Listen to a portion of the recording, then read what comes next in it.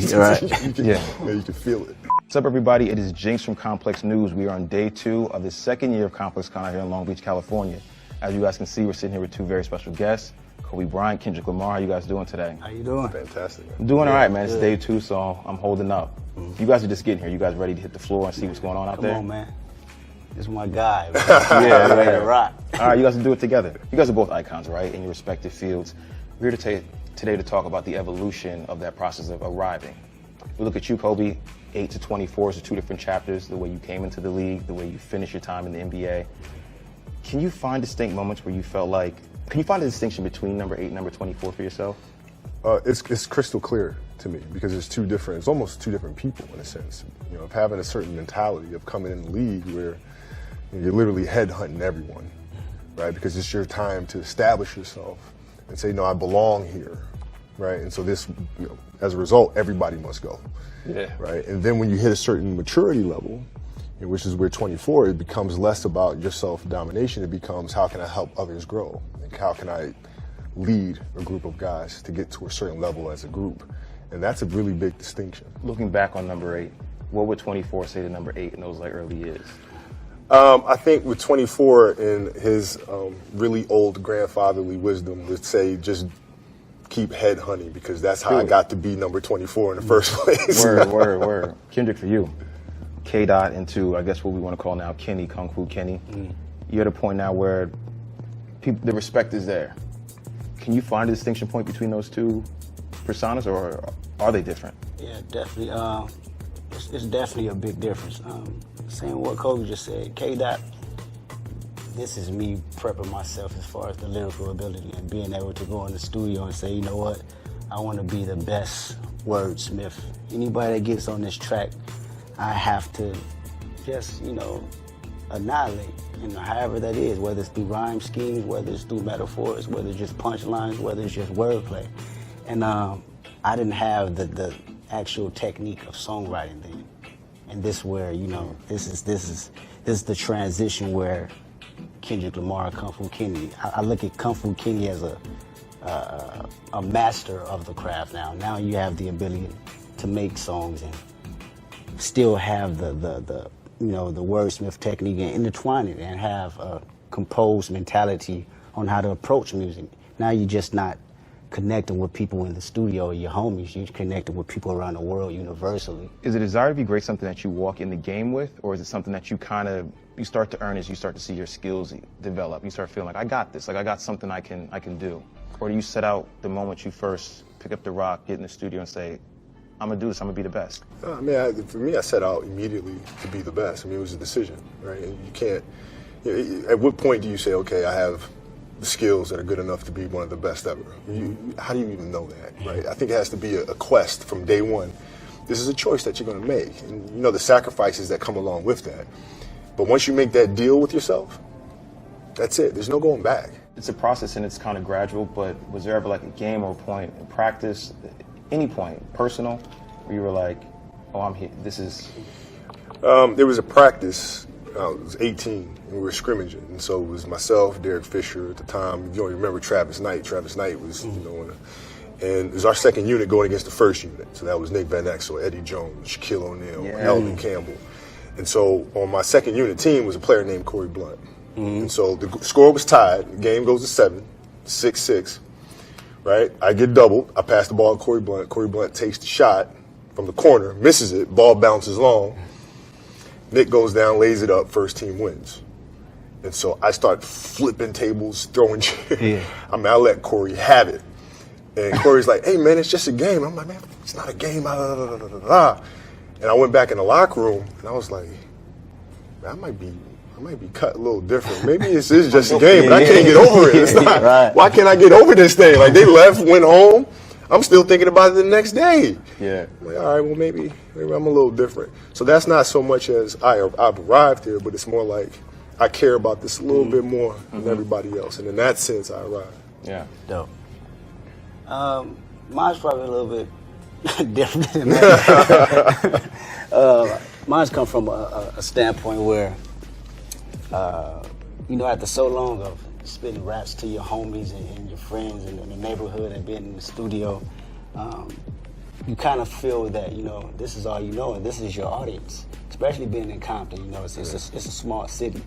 And I think the moment I was able to go overseas, and I think it was a show in London, and I'm doing my raps or whatever, and I see the people in the front row reciting these lyrics as if they wrote them inside my, you know, mom's kitchen where I was at writing them. Yeah. And this right here took my whole approach and appreciation for music on a whole nother level, because now I see that, you know, these words just not for, you know, me and my friends. You know, it's people that actually connect with them that I've never met. And that's the moment I felt, you know, I've arrived. This is not just, it's not just something I do for fun. You know, I'm always doing it for fun, but now I see that other people enjoy it the same way we enjoy it. You know, and that gave me another fuel and battery in my back to keep doing it. In rap, you know, even as a competitive sport, a lot of guys that call themselves great. You're at a point where you can call yourself the best rapper alive, and you have, and it's fact, right? Like, you can mean it. What are people misconstrued about greatness? What's the missing puzzle piece, right? Because it's like, of course, there's hard work, right? Of course, you have to have the mindset. What's the missing puzzle piece in greatness that you can't just say it? Well, I think there's a certain stubbornness that comes along with being great. I think people see greatness as kind of an easy road, right? It's like a one-path thing. You work hard, and then all of a sudden it happens. It don't work like that. Like, you know, there's a lot of darkness that comes from that as well. I mean, there's a lot of experiences, personal experiences that you go through that you use as fuel to propel you forward, whereas otherwise it would just be obstacles for others.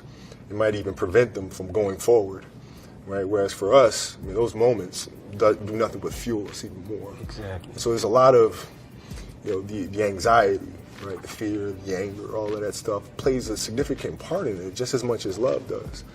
And it's not easy. But if it was easy, I guess everyone, you know, you have a world full of lions, but lions need gazelles. So. Exactly. It's the curiosity of that, you know, what he's saying, the fear, the anxiety. It's the curiosity of knowing, damn, I can possibly overcome this, you know, and when you do, and another one approaches like, I want to challenge that too, you know, and that's real greatness. To almost be, you know, we spend so much time prepping, you know, our careers and what's next, and you know how we go, you know, move through it. But at the same time, it's always that curiosity in the back of our heads, like what's to come, and how can I conquer that? That's for me. I know for, you know, Kobe as well. That's a thing for us. And it always drives us. What inspires you now? Is it the same things from before? And if so, what are they, or is it something different? Yeah, definitely the same things. I think it just magnified now. I always go back to, you know, how I will feel, you know, once I reach these amount of records or touch this amount of people and being on these certain stages. Now for me, it's really just keeping that compassion for that and always remembering that and that hunger and that challenge. Not getting jaded. Yeah, exactly. And sometimes even going back to smaller venues, you know, you're doing these arenas all day, every day. When you go back to these small hole in the walls, same way we did with Two Paper Butterfly, we did 11 dates, 500 people in the building. You know what I'm saying? That inspires me because these are the same people that's been with me for day one. Yeah. And I can look them dead in their eyes and say, you know, we're going to continue to carry this thing we call great music forever. You know, that is the inspiration behind that. And seeing them out there and rocking and, you know, they can actually hang on a banister. You can't do that. You know? You can't do that in stadium. You can't do that. You can't feel that energy. You know, so being out there and to feel that, that's you know, that's still giving me that same drive and that same hunger. Yeah. You know. You're at a different point in your career now. You're no longer on the court. Yeah. What's your inspiration now? Fast forward 20 years from now. If basketball is the best thing that I've done in my life, then I failed. It's a very simple mission, very simple quest, a very simple goal. These next 20 years need to be better than the previous 20. Wow. Right? And it's as simple as that. And that's what drives me. That's heavy. Yeah. Basketball and hip hop, right? It's like they're married. Is there someone on the court that he reminds you of? Yeah, it was me. Oh, you can't ask that. You better not ask me that question. I know the answer. Yeah, I mean, no, listen, it's the same. It's the same hunger. Like, you step out there on the court, we're taking heads off. There's no. I don't want to hear it. Like, I don't want to hear Michael's the best player in the world. I want to hear they call him Black Jesus. I don't want to hear that. You have to show me, right? Yeah. So that's that. All right. Let me just skip. All right, you just like erase the next three. All right, you were in the building for his final game. What was that like? I mean, like LA, right? Like, you've watched the entirety of his career. A lot of ways, he's defined LA and the world you grew up in, shown you possibilities, and he's not that far from you. Right. But then, especially when you see the final game, he's actually like not that far from you. Yeah. What was that? You know, it's funny. We didn't actually know what was happening until like the final moments, because I mean, you're in it. We watching him. I mean, it's like, okay, 34 points. Okay, 40 points. Okay, this is a Kobe night on this last night. You know what I'm saying? But it's a switch that's starting to happen. Now it's like a damn near glitch, and me and Schoolboy Q looking at each other like, is this really happening? You know, everybody's just, you know, appalled, but we looking like, damn, he's really about to do this on this final game. That's a different type of fucking greatness, man. Like you that's like Storybook. Yeah, I mean, it's not even just a story, but it's just like the hunger, you know, to be able to say, I'm still finna go out here and give my motherfucking blood, sweat, and tears on this court. Like, you know, most people be like, farewell. Nah, like me and Q is like, yo, this is the type of stuff we gotta apply to not only in music, but our day-to-day lives. You know, man went out there and gave his all for years, and still, you know, on his last game, put that energy and that effort out there. This is just a you know, a life lesson, you know, for everybody that was in that building. That's how we was feeling. I remember sitting next to Q saying the exact same thing. Appreciate that, man. Yeah. That final walkout. What was it? When I showed up at Staples Center, it felt like the building felt almost somber. I said, why is everybody so damn down? Like, this should be a celebration. Yeah. I just played 20 years, and my goal was to give the city something to remember. Let's give them something to talk about, something to leave here and be excited about. And then the game started, and I missed like my first 8 shots. And I was like, okay, well, this is either going to be the worst exit game ever, or it's going to be the best one. And so I'm comfortable either or. So, you know, I'm going to just keep on going. You keep on going. And then what happens is the game starts rolling, then you start thinking tactically. That's when things get going, because the crowd disappears and all you see is the schematics of things. Right? You start processing movements, and you start processing how to pick things apart, and everything else vanishes. And then the buzzer sounds, and you're like, whoa. Wow. Whoa, this just happened. That's crazy. That's happened. How we felt. Yeah. That shit just happened. Yeah. It's crazy. Both Nike boys. You have a signature line. You wore tons of other models on the court. Hirachis, 2K4s, 2K5s, Zoom Flights. Yep. I've seen you exporting. You got Air Forces on, right? You're doing the 97s, you're doing the Cortezes. Could you ever see yourself having your own signature line? Oh, yeah, definitely. What advice would you give to him for his signature line? Make it your own, right? And I mean that. I mean, it's like it has to come from within. It's your story. So, like, if you take all of my signature sneakers, they're just snapshots of where I was at a moment in time in my life. And the reason why they're designed a certain way is because it's a snapshot of a particular journey in my life, emotionally, that I'm going through, where my game is going. So when the designs come from inside, then they truly become signature, because you can't take that shoe and apply that to anyone else in the world, because it's your own story. Right. Exactly. That's the magic. That's real talk. Finally, you guys are at two very different places. Kobe, you're embarking on a new journey. I want to know what's the biggest challenge you think you have ahead of you? And you're in the eye of the storm right now. You're in the game still, right? And you're scoring at a very high level.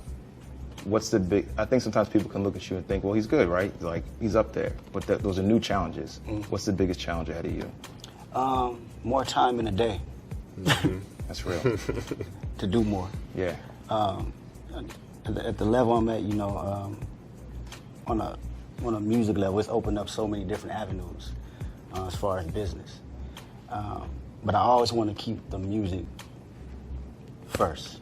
You know what I'm saying? Okay. This is a challenge that I'm seeing that's happening right now today. Keeping the music 100% first, but not being stagnant in, you know, other ideas and other creatives that I have to offer in the world. My challenge is letting go of what was, focus on building what's to come, and that's very, very hard, because, you know, 20 years of career, legacy, Kobe brand, things of that nature. The easy thing would be to build upon that still, right? The hard thing to do is to let that go, right? And now focus on building a studio, focus on building a content company, from books to films and everything in between. Yeah. Focus on what's ahead, right? And it takes a lot of bravery to be able to do that, because what if that falls flat? Then what, right? It's always easier to go with what is. What you know. Right, but that ain't what we do. Right. We push forward, and that's the biggest challenge ahead. And we can make these next 20 years greater than the previous 20. I'll be happy. Yeah. Icons, fellas, thank you.